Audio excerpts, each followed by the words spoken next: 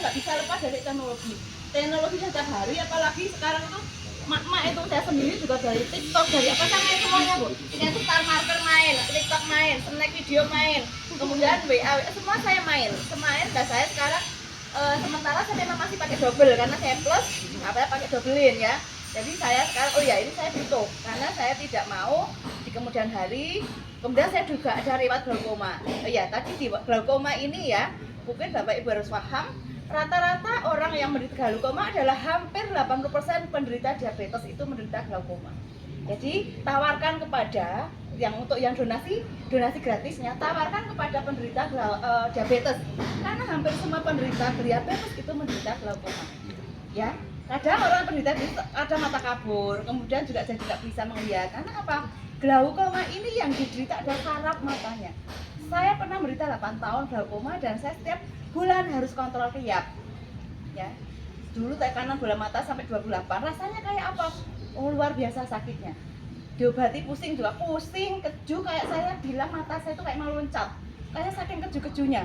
Jadi kalau orang bilang ini darah tinggi tapi di mata ya, karena bola mata itu tinggi naik, sehingga kalau kita lihat ini begini kencang sekali ini bola mata ini. Nah ini di dalam dunia medis saya dulu stres karena divonis glaukoma. Karena apa? Ini maling penglihatan. Jadi ini glaukoma itu sangat dikatakan maling penglihatan karena ketika kita kondisi tidak baik dan ketika tiba-tiba tekanannya kita langsung buta. Nah ini yang kita wadai, maka banyak pasien-pasien diabetes itu menderita glaukoma. Ya, mungkin ada penderita diabetes itu waspada dengan glaukoma karena apa? Biasanya yang karena pada saat kadar gula naik, pembuluh-pembuluh saraf-saraf kecil ini yang akan terkena dampaknya. Pembuluh darah menjadi pecah ya, pecah dan rusak. Misalnya biasanya mata, otak, jantung. Itu biasanya kalau orang penderita diabetes itu rata-rata menjadi komplikasi ya, karena sebetulnya penyakit utamanya diabetes, tapi komplikasinya kemana arah saraf yang lemah. Misalnya saraf matanya yang lemah ya terjadilah glaukoma. Kalau saraf otaknya yang lemah ya mungkin terjadi stroke. Jadi seperti itu, makanya kita tawarkan untuk donasi ini penderita glaukoma karena seperti disampaikan Mas Agung tadi, selain untuk membantu glaukomanya sendiri, dia juga akan membantu mungkin menetralisir, menekan naiknya gula darah ya. Karena dengan adanya germanium, ion negatif seperti tadi sudah dijelaskan, itu insya Allah tidak hanya untuk mata ya, itu ya Bapak Ibu ya. Mungkin dari saya itu, jadi insya Allah nggak usah ragu untuk produknya, nggak usah ragu, jangan bertanya, jangan berpikir saya jual, yang penting saya butuh. Kalau ketika saya butuh, saya paling tidak saya harus memiliki dulu. Ketika saya menjadi diri saya nggak memiliki diri, saya akan menjadi mudah untuk menjadi testimoni orang lain ya. Ketika saya ketemu dengan pasien, siapa Pak namanya yang stroke, saya sekarang sudah punya 30 teman ya. Saya kemarin ketemu pasien itu stroke, Pak pensiunan Satpol PP Kodia, stroke, dia nggak bisa jalan. Akhirnya dia sembuh dan akhirnya dalam 3 minggu dia bisa ngajak 30 temannya yang stroke juga.